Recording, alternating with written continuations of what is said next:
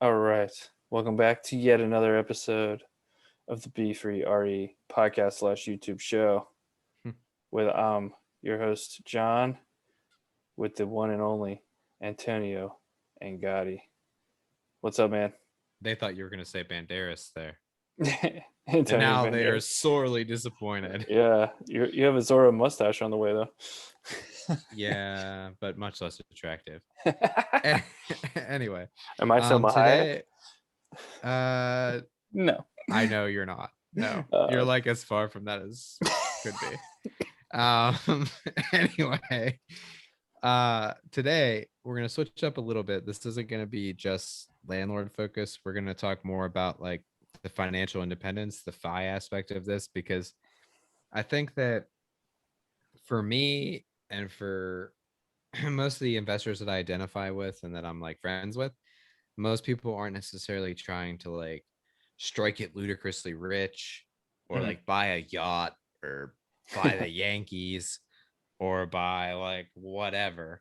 They're just trying to hit a point where their investments pay for their basic lifestyle, financial Mhm. independence, FI. Um, there's the retire early part of that too. I don't like to focus on that much because I feel like the point of financial independence is to be able to pursue whatever you're passionate about at the time, like to Mhm. give you that flexibility where the money doesn't matter. Maybe what you're passionate about doesn't make money, so you still could, maybe it's like coaching a youth sports team or whatever. You still have the flexibility and the freedom to do that. It's not so much about the like get the money and sit on your butt and sip mai tais on the beach and whatever. If that's your dream, that's what you're passionate about, then by all means, that's awesome. Like I hope that you find it, and then maybe the retire early part of it is your thing. But I think that the retire side of it has like a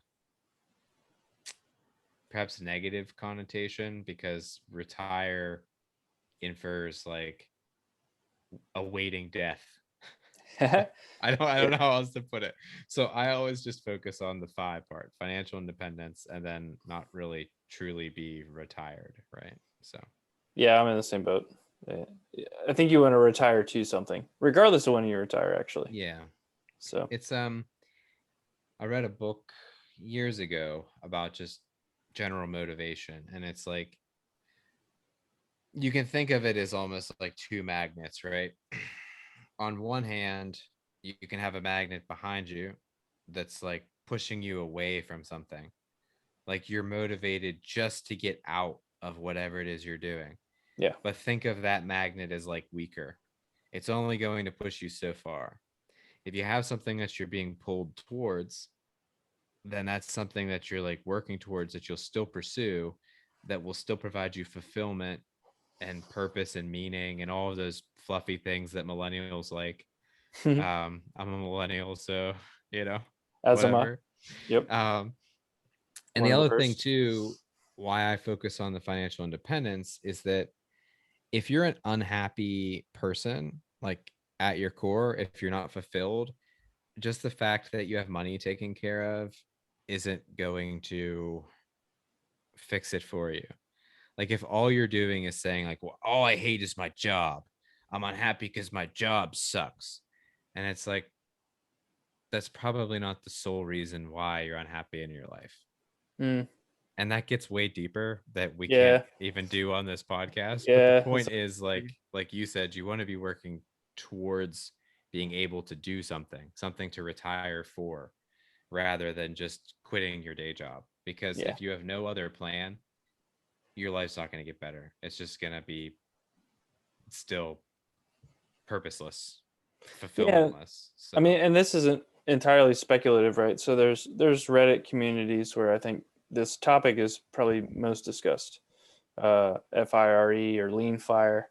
And typically when you see people do the financial independence retire early and they're unhappy, most of them are lonely. They feel they lack purpose. They worked very hard for this, and now, there's only so much video games they can play, and they're yeah. wondering, well, what should I do? I'm disappointed. I'm depressed. Lots of isolation. particularly in the COVID times right now. So It's anyway. a weird thing because I think about it almost like professional athletes, for instance. Like Hmm. whenever you're pursuing financial independence or fire or whatever, it's like this consuming can become this single-minded focus. Like Yeah. you get tied up, everything that you do is to quit your job. And then once it happens, it's like, now Now what? what? Same thing with like athletes, like LeBron James, for instance, or a professional athlete or somebody like that, that their whole life they've been very good at one thing. They have Hmm. designed their whole life at excelling at that one thing. But then at some point, hopefully very young in their age, hopefully 40, whatever is young for them, it just goes away. And now they got to figure out what to fill their time with. And a lot of them, that's why they get into trouble after they retire. There's nothing else to fuel Yeah. them. So Paul Pierce. sure, Uh, yeah. But yeah. I that's mean, but what I, we yeah, go ahead. a guy I grew up with, he was extremely competitive in swimming and became a Navy SEAL.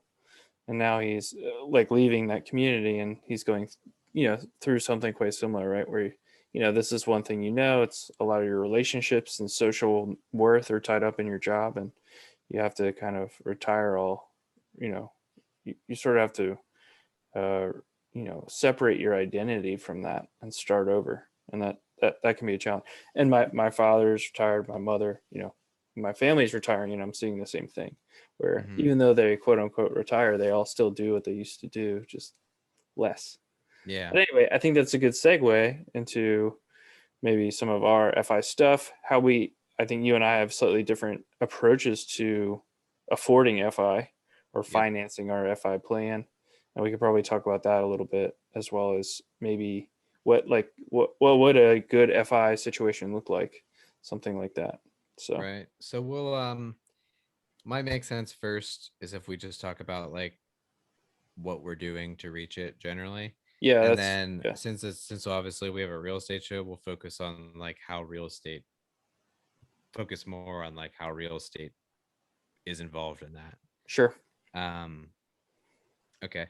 So I'll start, I guess. Basically, I do as we talk about, like I have over 100 units. Um I'm a realtor and I do like I have a property management, small time property management company. I only do it for real estate customers. So the vast majority of my pursuit of financial independence is basically just getting these three businesses to be kind of um, churning Hmm. without my input. Financially, the buildings spit off enough money right now to where like my day to day is more than supported for my Hmm. like basic level of income. So I would technically be financially independent on real estate, but I don't view it fully that way because I still have to put in too much energy, in my opinion, to be like truly fi because I'm Hmm. still involved in the day to day. But most of mine is getting those businesses to be operating without a ton of input from me. So having people in place, I mean, um, on my real estate holdings, we have a property manager on staff, we have a handyman on staff, and then eventually we'll have a third admin person on staff too when we hit enough income to support those three people. At that point, the building will be large, or the business will be largely self-sufficient. I don't describe it as like a passive real estate portfolio. It's very much a business, and the business is rental properties. Hmm. So once that business is going, that will be the bulk of my financial independence type money. I also have my realtor business and I have a team. So I have four buyers agents and one administrator. At this point, that's a little bit more of a five business because most of my business works through my team members. So they do a lot of the legwork, and then I do mostly work from my computer, from my phone, consultations, questions, finding customers, that sort of thing. And then eventually, even a lot of the marketing stuff is getting pushed onto the admin. So a lot of the active lead generation type stuff is Hmm. getting pushed off. And once all that's together, again, more of a business owner, more of a FI type setup. And then thirdly, the property management. Right now, I'm more involved than I will be in the future, but we're eventually just going to turn that into a similar business, the real estate portfolio, where it's like employees run it and we just kind of oversee, like manage the people that are doing it. And to me, that is equally as fi as like a, it's not as passive as like a fully stock portfolio type thing that spits off money, Mm-hmm. but at the same time, there's exponential, my hour is worth way more because I don't have to spend as much time. We have people in place that we've trained that are taking care of it. So to me, that's kind of like a fire type business setup thing. Um, so that's kind of the bulk of what I'm doing. Probably 90% of my plan to be fi is tied up in real estate, either through sales or through property management / investing type stuff. But then 10% of it, I'm just doing your traditional retirement accounts. I do like my Roth or my regular IRA, depending on where income falls for the year, if I'm allowed to do the Mm-hmm. Roth and everything. Um, and then I also started doing, I keep a very small percentage of my stock portfolio this way. Like I do about, I guess it's not small, depends on your definition of small, but about 10% of my stock holdings. I do a little bit more actively just for kind of fun, I Yeah. guess. Like I read the book Built to Last. So I built kind of like an index of all of those companies, and I bought, and just to track the book, just to see what happens, I buy like a certain amount of shares of each of those companies each year. And Mm. then and then the winners, I double up the investment for the year, and the losers just get the typical one. So it's like I just track that index. And then the next thing for me for active investing is, like, I read this book called the little book that still beats the market, and I'm just gonna take like 5% or so of my stock allocated money from my life and just test out that strategy and just see if it works. But I will say that anything active that I do is just it's money that I do not care absolutely if it goes to zero. Yeah. Like, I can lose it. It's more, I'm a scientist by training, so I like the experiment. I like testing out the other person's hypothesis. And it's like, to me, that's fun. So it's better than betting on sports, I guess. I'm just betting on something that can actually make money consistently. Yeah. And There's then, no rake anyway. Yeah. yep. And then all of the other money, everything that goes to retirement buckets, and then anything in excess that's not um, retirement account protected, those are just in straight zero fee index funds. So I do the Fidelity. Fidelity has like zero fee index funds.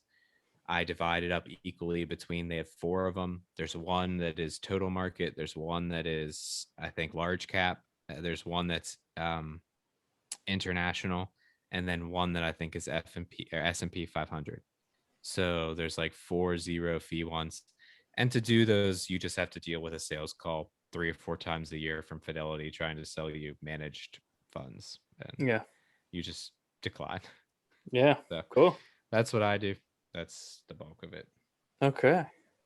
Yeah, I guess on my side, so my wife and I have our finances commingled now, and I guess real estate fits in slightly more in like a defensive strategy for us. So we're mostly kind of your uninteresting like 401k, max it out aggressively. Um, and kind of the simple heuristic is roughly every $300,000 of assets you get into an equity account, you can count on that throwing off $1,000 a month for you, right? So if you need $3,000 a month, you need 900,000 bucks, something like that, right? So $3,000 a month. uh, I think you said if you need $300,000 a month, oh, you need $900,000 in oh, equity. sorry. You got some crazy stock advisor. Let me say that again. If you have $900,000, you can expect a safe withdrawal rate of 3,000 a month. So, and that's just like 4%, 7% return, Not 3%. financial planners, Right. just These, straight 4% roll. You can find that on financial independence blogs. yes. So anyway, so we are heavily slanted towards that. I don't really have like a great percentage of our wealth in terms of this, that, or the other. And the reason for that is real estate for us really, it does two things. One, we use it as kind of this shield. We use it as a housing cost shield. So your three biggest expenses are your house, your car, and your food. Maybe healthcare, depending on where you live and how you live. But anyway, for us, it's those three. So, we essentially use house hacks to drive our housing costs down to like $1,000 less than what it would be.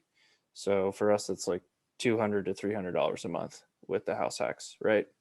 And then we've kind of picked up the skill where we buy like I don't want to say like kind of a banged up property A and dumpy place. make it less banged up, and that sticks $40,000 or $50,000 in our pocket every year, basically. So it's another way to stack on some income earning potential. It's kind of become like this interesting side hustle for me, because I do a lot of the work myself. We're starting to contract more of it out, but anyway, so there's kind of this offensive defensive side of the business. And then we keep the properties when we're done with them, and we turn them into rentals, which then becomes income because my wife is the property manager. So we sort of recognize that as active, but that has become, she left her much more high paying job when we had a daughter, and she sort of took on that responsibility, and that, that generates, income for us as well. So real estate for us, I can't imagine a future where we have 100 units, but I also can't imagine a future where we're not either running a house hack actively or like moving into a property where we think that we can force appreciate $50,000 into it somehow. So Even the one that eventually you kind of settle down into will still probably be like a improvable property, you'd say. I would think so. I mean, and even if I'm like settling into a house, I might still be buying a house like maybe it's every 3 years or 4 years, and I'm doing this, right? And Yeah. it becomes part of my income generating strategy. And I guess just to get into numbers a little bit for us, like I have no I have no ambition to RE, like on the FIRE. It sounds unappealing to me. It reads as unappealing to me from other people that have approached Retire it. early. Yeah, I have no interest in retiring. I want to be a role model for my kids, and I'm just happier when I'm actually slightly stressed out. Uh, so, we basically the flip side to that math is if you can make $1,000 a month, it's like adding $300,000 to your net worth. So, if I can Yeah. if I can make $50,000, every 2 years, let's just make the math super simple, right? Let's just say that's $24,000 a year. So boom, if I just flip and well, let's not say flip, but well, let's say flip to keep it simple. But anyway, if I can flip a house every 2 years and put $50,000 in my pocket, I just added $300,000 to our net Yeah. worth. So, I kind of think of real estate as, Boom. yeah, kind of, and it's just Yeah. it's a, I mean, like, I can do that when I want. I'm my own boss. There's obviously time constraints and stuff associated with that, but from a financial independence standpoint, provides a lot of flexibility there. So one, it lowers our housing costs the way we implement it now. Two, maybe it's a future, like, I don't want to call it an employment opportunity, but right, it's like this concept of coast fire where you actually don't Yeah. have enough money not to make any money, but you're doing this and you can basically step into spending more time how you want earlier than you would have been able to. Sometimes people call this like barista fire, where you work at Starbucks and you get healthcare Yeah. through them, kind of a thing. I think that would not be a great strategy for me personally, but that's the idea, right? Is you just want to have some kind of income earning, wealth generating opportunity that you own. So my wife has a business basically that she runs now, and she's growing, and maybe that'll take off. So Hmm. anyway, that's kind of how it all dovetails in for us. Yeah. And that Probably kind need of to stop touches there. on like the second subject too, which is how real estate um factors into financial independence. And I talked more about just my like aggressive ways, but I'm kind of similar in that my wife and I house hack, so that reduces our living expense to be super cheap. I actually don't have any debt not related to real estate. So like I have a car that's paid off. Mm-hmm. Um I mean I don't take on credit card debt. I don't do anything like that. So really on the expense side, if I really wanted to cut it down, I could live on such a low amount of money every month that really provides you like the headspace, the confidence to be able to actually take this on, because you know that no matter what happens, your basic is pretty low. So the lower your basic is, the basically the less money you need to save up, the faster you can achieve this, which is, you know, something on the defensive side to think about. Um, Right. but the other thing I think I literally, I just thought of this while we were talking, is I mentioned earlier that a lot of people, the reason why I don't like the RE part of it is because then it's like a lot of people, when they focus on financial independence, one of the reasons why I wanted to start this podcast, and one of the reasons why I don't, I love the community that's out there, but one thing I don't like about it is that it's almost single-handedly comprised of people that are looking at index funds and stock holdings as like their only vehicle to Mm-hmm. financial independence. There is a crowd that looks at real estate, but I almost feel like a lot of the content out there for real estate is all focused on like, how do I get rich in real Yeah. estate? How to get a private jet. Yeah. Yeah, and the content of financial independence is like, just save 80% of your income, 60% of your income, like take it Yeah. in and Yeah. like invest it in index funds and just do that, and that's all you need to do, and then in 15 years you're done.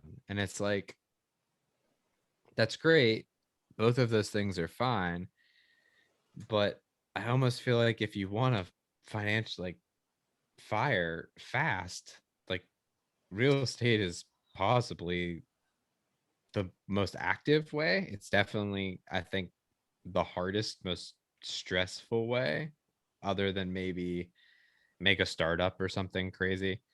Um, Yeah. I don't know. Yeah. but but uh, but it's definitely can be accelerated faster. My point is that the other thing too is we talked about how like if you just go that index fund route, when you finally hit financial independence, it's like you quit your job. Now what do you do? Like, I don't know, sit around. You got to find your meaning. But it's like when you have the real estate stuff, it's not truly passive, which in some ways I guess could be a bummer for some people. Right. But it almost gives you something that you could be doing. Like there's a guy, it's a really old Bigger Pockets episode, but they talked about the guy who like has, I think he had 50 units or something, and he still does all the repairs in them. And they said like, well, doesn't that stress you out? Like, why do you still do that? And he's like, well, man, you know, Gotta I do don't got something. anything else to do. So he's like, Yeah. I just go in, and he's like, gives me somebody to talk to. I like stay busy my whole day. It's like, um, I don't know. So there's that part of it. It's that proverb about the fisherman where he goes out and fishes every morning and he make catches really good fish. The Wall Street guy says, you know, this is great. We're going to build you a fleet.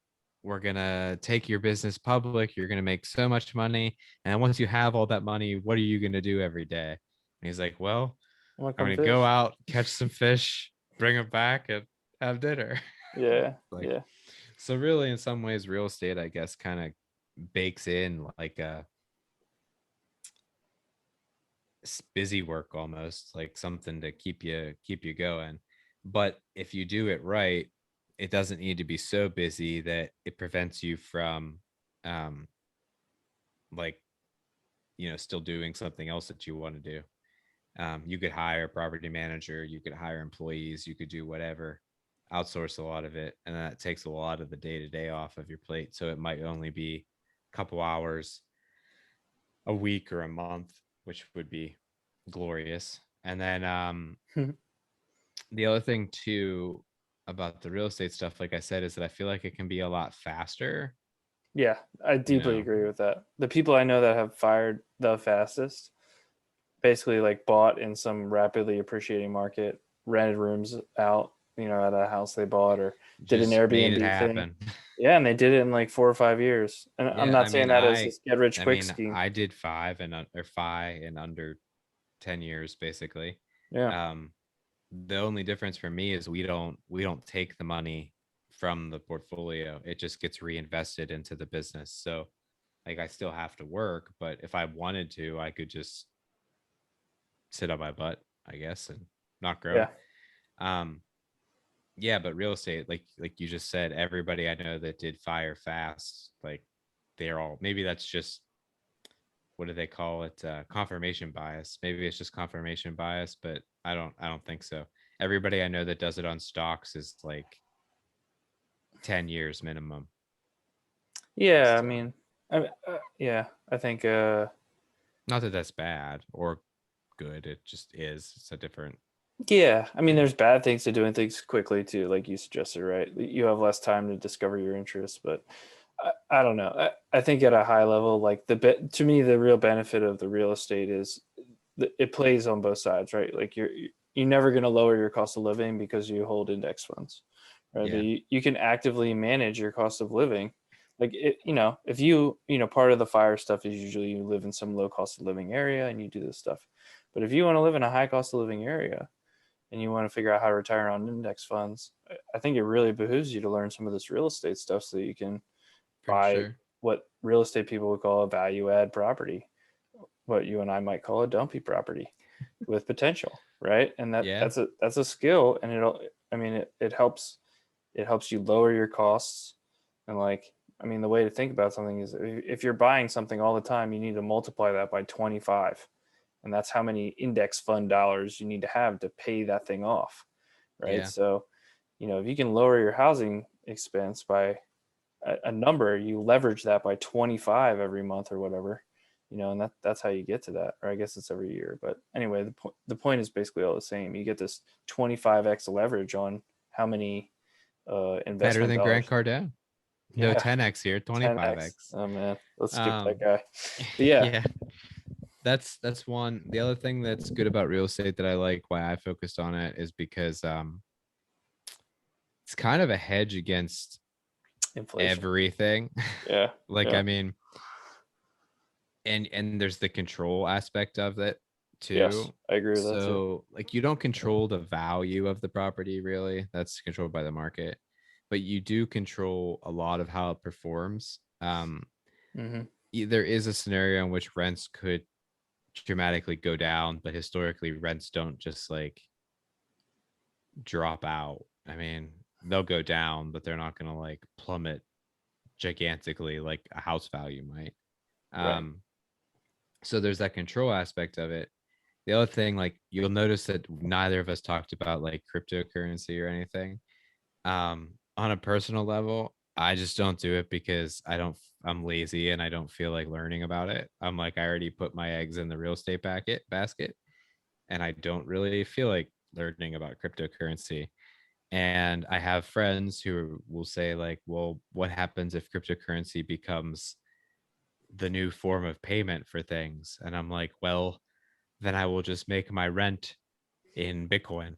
So I don't really care. Yeah. Another topic of the day that comes up is like, what happens if minimum wage goes up and all the costs of your things increase? And I'm like, well, if minimum wage goes up, people are still people. They're still going to spend 30% of their income on housing. So rent is going to Going go up. up. Yeah. So I don't really care what happens with minimum wage and whatnot. In fact, it might even be a good thing because when you have a 30-year mortgage, or even a fixed, like a adjustable that has a long-term fixed or like a set amount of increase, your payment doesn't change dramatically. But if their incomes go up that much, well, your rent goes up pretty dramatically, most likely. Um, Inflation, you mentioned inflation, like same thing with what I'm talking about, kind of just like, you know, if the numerical value is changes, it doesn't really matter because people are still spending roughly the same amount of money of their income because people never learn, and especially people in America spend every penny that they earn on uh, on Mhm. average, and I don't foresee that changing. Um, and then what else am I missing with that concept? There's a whole bunch of things with that, just being insulated. That's nice. You're not at the whimsy of someone else, like the stock market. Like some economist farts too loud, and now the economy drops 5%. Like, I mean, I don't know. Yeah, I mean, in general, you have a lot more control. I mean, real estate is one of the best hedges against inflation, just like statistically. I think it tracks like 93% or something. Commodities are the only thing that are better, so you can buy some pork belly contracts or whatever if you're looking for a better hedge. But yeah, I mean, Nice. and it's real value, right? It's not like gold where it's like, well, this is worth something because this is what this other person pays for it. It's like there's a rent, there's a cash flow perspective you can do. It's not There's a 100%. utility to the thing that you own. Yeah. Yes, it has utility value. That's exactly right. So, yeah, and I mean, from my side, like we own cryptocurrency. I was lucky, is the word I would use, to buy it a long time ago. I just read the right thing and I thought it was interesting. I'm a nerd, but like, it's not an investment strategy, right? It's no more an investment strategy than what you described as your stock picky stuff, right? It's like, oh, I Yeah. think this might be interesting. I'm going to put a de minimis amount of capital in it, 1% of my net worth or whatever, Just and use your big kid words. yeah, an amount of money that if it went to zero, I wouldn't cry or have to explain to my wife. Uh, and if it goes up, if it moons, right? As the crypto kids would To the say. moon. But if it doesn't, then so be it. And. Yeah. Um, and the last thing I'll note myself that I can think of just right now is that it's sometimes people talk about real estate as a negative because it's illiquid. Like you can't just withdraw it. Like you can't Yeah, just go to the bank and take it out. Um, you can obviously sell it or you can refinance it, but that takes time and money. Yeah, and money. And one of the good things though about that is that it's almost an investment that protects you from your own emotions. stupidity. Yeah, Yeah, so you can't like read something or see something and just turn around and be like, I'm getting rid of this. Because yes, even if you go to sell it, you could sell it the next day, but you're still not closing for 30 to 60 days, at least in Pittsburgh. Like maybe in some markets you can close in a week, but you know, even a week is enough time that if you really made a stupid emotional decision, you should be able to be like, look, I'm out, I'm not selling it. But yeah, it's just such a pain to get yourself out of that it's like in some ways you know it helps your long-term outlook because if you look at almost anybody that studies investing, like being hands off, unless you're some kind of very well trained professional, is almost the best strategy for everyone. It's just to like set it and forget it almost. Just yeah, like let it grow. Let yeah, let the eighth wonder of the world do its work. Let the compound interest just keep growing. yeah. And you know, that's Yeah, I guess the last point I would make too is like just comparing like stock investments to real estate. You have your 401ks or whatever, or IRAs where you can tax shelter stuff maybe. So you have to think about tax shelter. But outside of that, you're not going to go to some bank and you're going to say, "Hey, I just read this book and I built my own index. Will you lend me 75% of the money I would invest yeah, so that I can go buy my index?" They're not going to say like, "Oh, well, that's really interesting. We've heard that books are great." But if you're like, "Hey, I just reading want to is fundamental. yeah, I just want to own this house. Will you lend me 75% of what, other people tell me it's worth?" They'll say, "Absolutely. We would That's love great. to do that." And that's not something to shake a stick at. I mean, the leverage aspect of real estate investing is quite powerful. and you can buy stocks on margin or whatever, but that's advanced boy play, but like anybody can That's walk for into a them bank. people with diamond hands. Yeah, it's not even a diamond hands thing. You need it takes money to borrow money and that kind of stuff. You Yeah. know what I mean?